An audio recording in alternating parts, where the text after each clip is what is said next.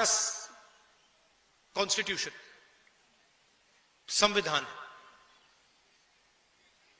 ये सब लोग जो अंग्रेजों से लड़े, जिन्होंने अपनी जान दी, जेल में गए, संविधान के लिए लड़े, संविधान के लिए लड़े। और अगर हिंदुस्तान में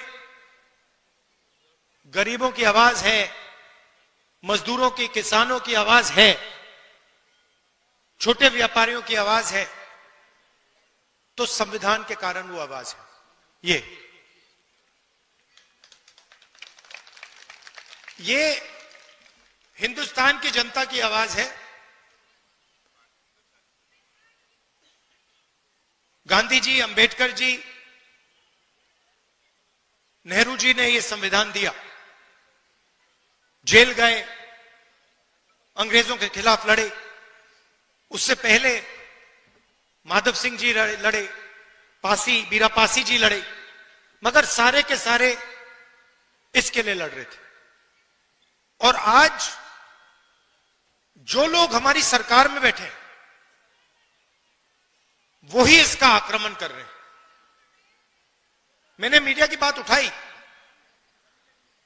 राजनीतिक पार्टियों की जिम्मेदारी संविधान को बचाने की होती है, मगर मीडिया की भी जिम्मेदारी संविधान को बचाने की है, संविधान की रक्षा करने की है। मगर ये जो है, ये आजकल संविधान की रक्षा नहीं कर रहे हैं, ये हमारी मदद नहीं कर रहे हैं। इसलिए मैंने शुरुआत में इनके बारे में बोला। आपको ये बातें मालूम होनी चाहिए। आप तो जानते हो, जानते हो ना ये बात, कि मीडिया आजकल हिंदुस्तान में क्या कर रहा है। किसका? अदानी का काम। देश बिक रहा है। एयरपोर्ट्स, पोर्ट्स, इंफ्रास्ट्रक्चर, कोल, रेलवे, सारा का सारा बिक रहा है। कांग्रेस पार्टी लड़ रही है, मैं लोकसभा में लड़ रहा हूं, सड़कों पे लड़ रहा हूं, कांग्रेस पार्टी लड़ रही है, मगर मीडिया वाले हमारी मदद नहीं कर रहे हैं।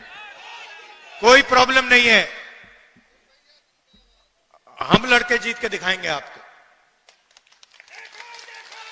देखिए, दो तीन चीजें आपसे मैं कहना चाहता हूं, दो तीन चीजें मैं आपसे कहना चाहता हूं। कन्याकुमारी से कश्मीर तक कांग्रेस पार्टी के लाखों लोग चले। यात्रा में हमने एक नारा दिया, नफरत के बाजार में मोहब्बत की दुकान खोलनी है।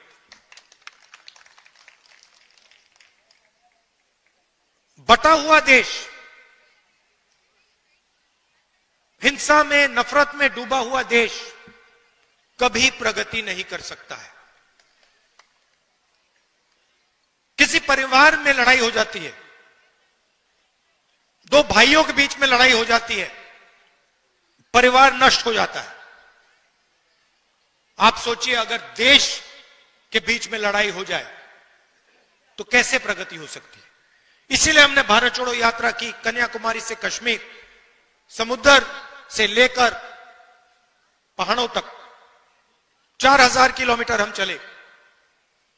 और देश में हमने, कांग्रेस पार्टी ने, हम सब ने मिलकर मैसेज दिया कि यह देश भाईचारे का देश है, मोहब्बत का देश है, नफरत का देश कभी नहीं हो सकता। तो पहली बात आपको मैं ये कहना चाहता हूं, ये बीजेपी के लोग, और खास तौर से जो हमारे यहां युवा हैं, मैंने देखा एनसीसी के यहां लड़के लड़कियां हैं, जब भी कोई हिंदुस्तान को बांटने का काम करता है, एक धर्म को दूसरे धर्म से लड़ाता है, एक भाषा को दूसरी भाषा से लड़ाता है,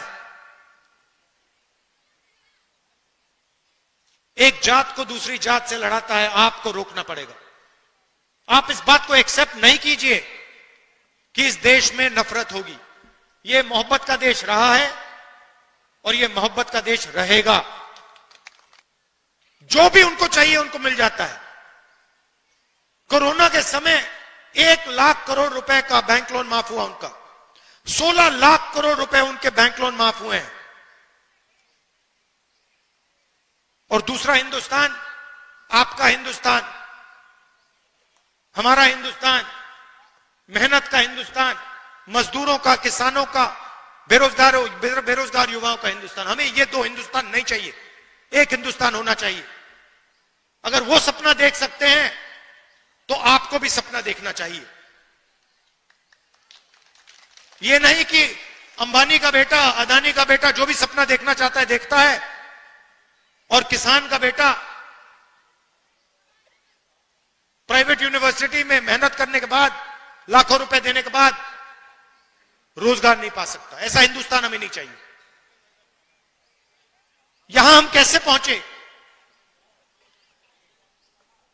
नरेंद्र मोदी जी ने नोटबंदी करके, गलत जीएसटी लागू करके छोटे व्यापारियों को, स्मॉल मीडियम बिजनेस वालों को खत्म कर दिया है।